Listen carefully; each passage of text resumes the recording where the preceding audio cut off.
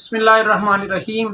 میں ہوں ڈاکٹر قمر عباس اور آپ دیکھ رہے ہیں میرا YouTube channel doctors veterinary clinic. جو دوست میرے چینل پہ نیو ہیں ان سے ریکویسٹ ہے کہ چینل کو سبسکرائب کریں، لائک اور شیئر کریں۔ جیسا کہ میں آپ کو اینیملز کے روزمرہ کے جو مسائل ہیں ان کے بارے میں اویئرنیس دیتا رہتا ہوں۔ آج کل جو جانوروں میں ایک مسئلہ چل رہا ہے وہ جانوروں میں معدے کی تیزابیت کا ہے، ایسیڈوسس کا ہے، کیونکہ جیسے جیسے گندم کی فصل تیار ہوتی ہے اور وہاں پر تھریشر لگتی ہے، تھریشر کے بعد گندم کا جو کھیت ہے وہ خالی ہو جاتا ہے اور وہاں پر بھیڑ بکریاں چرنے کے لیے آتی ہیں۔ جب بھیڑ بکریاں چرنے کے لیے آتی ہیں تو بہت زیادہ مقدار میں سٹے کھاتی ہیں گندم کے۔ جب سٹے بہت زیادہ مقدار میں کھائیں گی تو جانور میں ایسیڈوسس یا تیزابیت کا مسئلہ آتا ہے، اور اس کی وجہ سے فارمرز کے جانور بہت زیادہ مقدار میں وہ مرتے بھی ہیں اور بیمار بھی ہوتے ہیں۔ تو فارمرز کو اس بارے میں اویئرنیس دینے کے لیے، تاکہ فارمرز کے جو لاسز ہیں اس کو کم کیا جا سکے، میں نے آج آپ کو اویئرنیس دینے کے لیے یہاں پر موجود ہوں، اور میں کوشش کروں گا کہ ایک چھوٹی سی ویڈیو میں اس مسئلے کے متعلق آپ کو زیادہ سے زیادہ آگاہی دی جا سکے۔ ایسیڈوسس، گرین انگارجمنٹ یا تیزابیت ایک میٹابولک بیماری ہے، اور اس کی وجوہات ہوتی ہیں کہ جب آپ جانور کو اچانک جانور کی خوراک میں بہت زیادہ مقدار میں اجناس جیسا کہ گندم، مکئی، روٹی، چقندر، ایپل یا پوٹیٹو، آلو یہ شروع کر دیتے ہیں، تو جانور کا جو معدہ ہے اس میں تیزابیت بن جاتی ہے اور جانور میں ایسیڈوسس ہو کے جانور کی ڈیتھ ہو سکتی ہے۔ ایک وجہ یہ ہے، دوسری وجہ یہ کہ آپ روٹین میں جانور کو گرینز بھی دے رہے ہیں زیادہ مقدار میں، لیکن آپ اس میں رفجز یا جو چارہ ہے وہ اس کو کم مقدار میں دیتے ہیں۔ جب گرینز یا ونڈا بہت زیادہ مقدار میں دے رہے ہیں اور چارہ کم مقدار میں دے رہے ہیں تو جانور کم جگالی کرے۔ جب جانور کم جگالی کرے گا تو وہ سلیوا کم پروڈیوس کرے گا، جسے ہم جھاگ یا تھوک کہتے ہیں۔ اس سلیوا کے اندر اللہ تعالیٰ نے یہ خاصیت رکھی ہے کہ یہ معدے کی تیزابیت کو لیول پہ رکھتا ہے۔ نارمل جو معدے کی پی ایچ ہوتی ہے وہ 6 سے 7 ہوتی ہے۔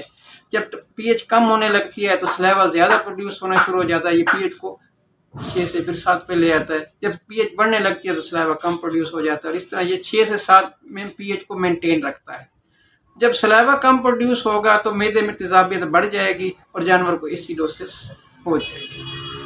اب یہ ایسیڈوسس کیوں ہوتی ہے وہ تو میں نے آپ کو بتا دیا۔ اب یہ کام کیسے کرتی ہے؟ جیسے بھی آپ کے جانور نے بہت زیادہ مقدار میں کوئی گندم کھا لی، مکئی کھا لی یا ونڈا کھا لیا، تو جب اس جانور کے معدے کے اندر جاتا ہے تو اللہ تعالیٰ نے معدے کے اندر کئی قسم کے جراثیم رکھے ہیں جو خوراک کو ہضم کرتے ہیں، جسے ہم مائکروبیل فلورا کہتے ہیں۔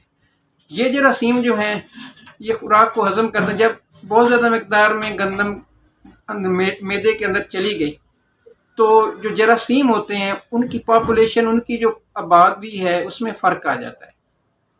جیسے گندم اندر جائے گی تو وہاں پر جو اس کی فرمنٹیشن ہوگی اور جو ایسے جراثیم جو گندم کو ہضم کرتے ہیں ان کی تعداد بہت زیادہ بڑھ جائے گی۔ جب ان کی تعداد بڑھے گی تو گندم کی فرمنٹیشن سے لیکٹک ایسڈ پیدا ہوگا، اور جو لیکٹک ایسڈ ہے یہ ریومن کی پی ایچ کو کم کر دے گا۔ جب ریومن کی پی ایچ 5.5 پہ آ جائے گی تو وہ جو جراثیم ہیں جیسے پروٹوزوا ہیں جو دوسری چیزوں کو ڈائجیشن میں ہیلپ کرتے ہیں وہ مرنا شروع ہو جائیں گے۔ وہ مریں گے تو گرام پازیٹیو بیکٹیریا جو ان چیزوں کو ہضم کرتے ہیں ان کی تعداد بہت بڑھ جائے گی، جس کی وجہ سے مکمل فرمنٹیشن ہوگی اور جانور کے اندر لیکٹک ایسڈ اور لیکٹیٹ اور اس طرح کی بہت ساری چیزیں پیدا ہو جائیں گی۔ جب ریومن کے اندر لیکٹک ایسڈ اور لیکسیٹیٹ وغیرہ پیدا ہو جاتے ہیں تو یہ کیا کرتے ہیں کہ ایک تو ریومن کی وال کی سویلنگ کر دیتے ہیں، جانور کے معدے میں سویلنگ آ جاتی ہے جس کو ہم رومینائٹس کہتے ہیں۔ جانور کا معدہ رک جاتا ہے، جانور کے معدے رکنے کی وجہ سے جانور آف فیڈ ہو جاتا ہے، کھانا پینا بند کر دیتا ہے۔ تیسرا کام کیا ہوتا ہے کہ جیسے لیکٹک ایسڈ معدے کے اندر بہت زیادہ مقدار میں جمع ہوتا ہے تو پورے جسم سے جو پانی ہے وہ معدے کے اندر اکٹھا ہو جاتا ہے۔ ٹیکنیکل زبان میں ہم اس کو کہتے ہیں ڈی ہائیڈریشن ہو گئی۔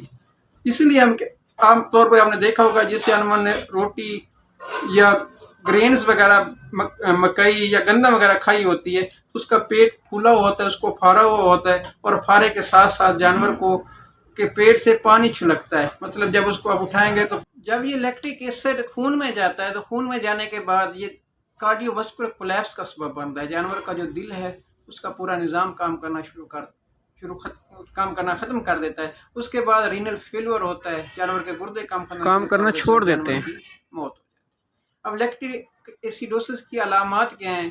لیکٹک ایسیڈوسس کی علامات 3 چیزوں پہ ڈیپینڈ کرتی ہیں کہ جانور نے کتنے گرینز کھائے ہیں، کیا جانور پہلے بھی کوئی اجناس گندم وغیرہ ونڈا وغیرہ کھا رہا تھا، اور جانور کے معدے کے اندر جراثیم جو فائدہ مند جراثیم ان کی تعداد کیا ہے۔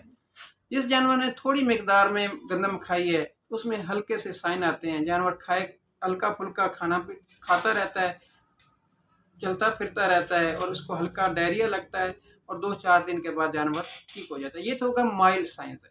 جس جانور نے بہت زیادہ مقدار میں ونڈا کھا لیا یا بہت زیادہ مقدار میں اس نے گندم کھا لی، تو جب اس کے معدے کے اندر جائے گی تو اس میں شدید قسم کے علامات آئیں گے۔ گندم کھانے کے 2 سے 3 گھنٹے کے اندر اندر جانور کو افارہ ہونا شروع ہو جائے گا، اس کے پیٹ کے اندر گیس بننا شروع ہو جائے گی، جانور کے پیٹ میں درد ہونا شروع ہو جائے گا۔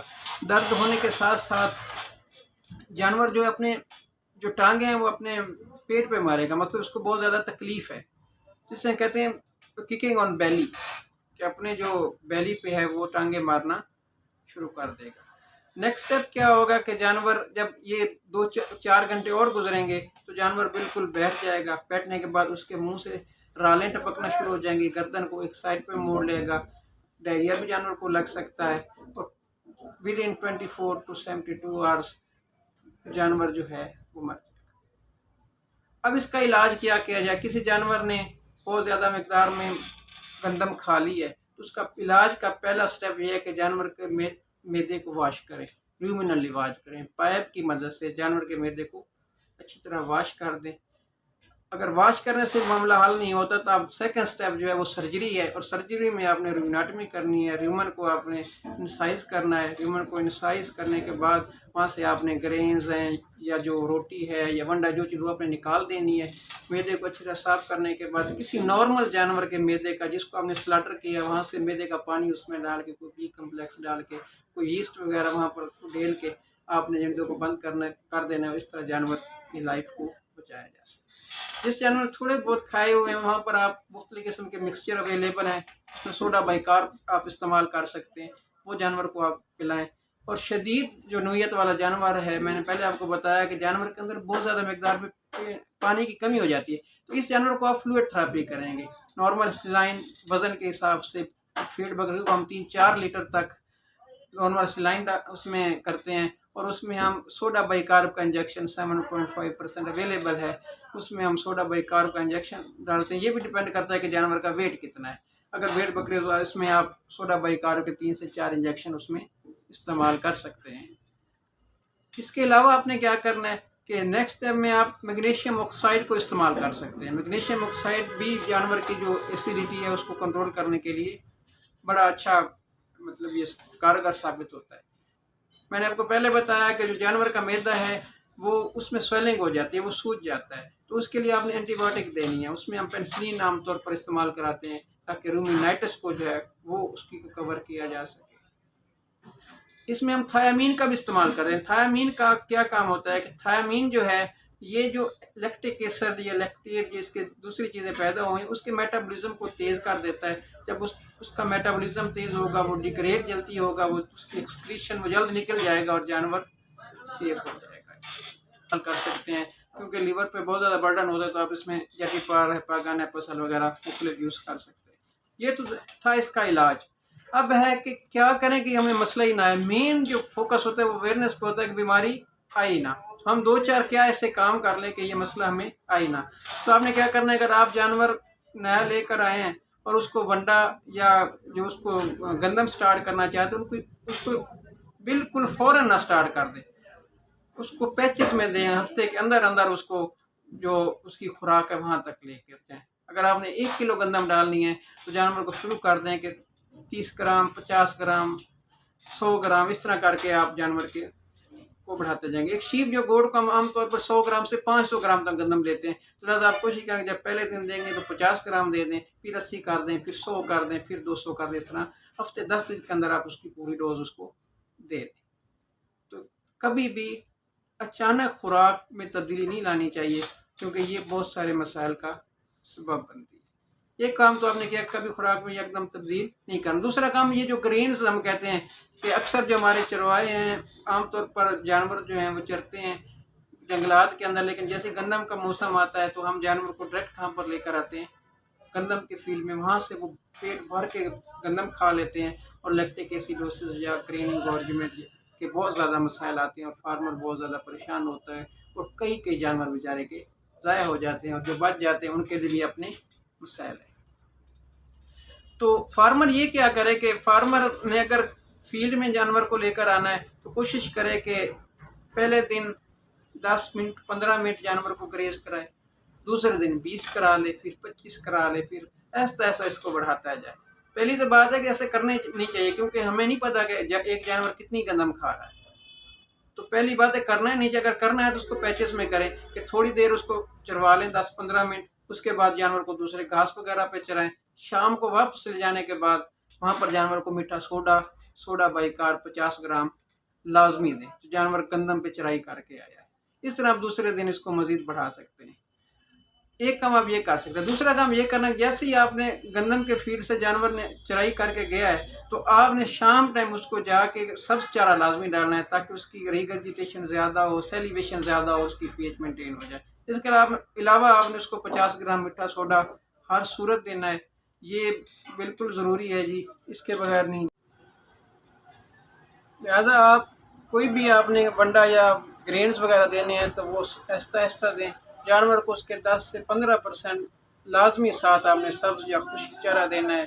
جانور کو گندم کے فیلڈ میں نہیں چھوڑنا، بلکہ کوشش کریں کہ اس کو روٹین میں جو آپ چرائی کرتے ہیں وہاں پر دیں۔ اور اگر آپ نے گندم کے فیلڈ میں اس کو چرانا ہے تو بالکل تھوڑا 10-15 منٹ چرائیں، پھر اس کو اپنی روٹین والی گریزنگ پہ لے جائیں، تاکہ آپ ان مسائل سے بچ سکیں۔ جانور میں اس موسم میں میٹھا سوڈا روٹین میں استعمال کریں۔